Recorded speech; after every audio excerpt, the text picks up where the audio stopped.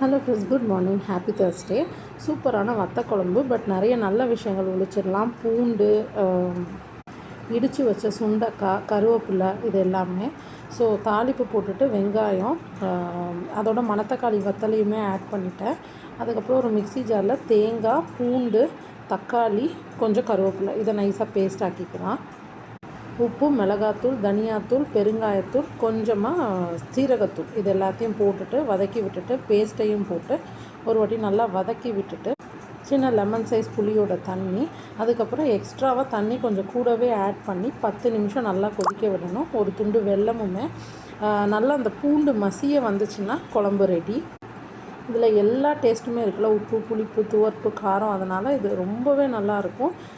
கிட்ஸுமே, சாப்பிடாத கிட்ஸுமே கொஞ்சம் நெய் ஊற்றி பிசைஞ்சு கொடுத்தா இதில் நமக்கு எல்லா குட்னஸுமே கிடச்சிரும். பிடிச்சிருந்தா நம்ம சேனல் சப்ஸ்கிரைப் பண்ணிக்கோங்க. நான் நெக்ஸ்ட் வீடியோவில்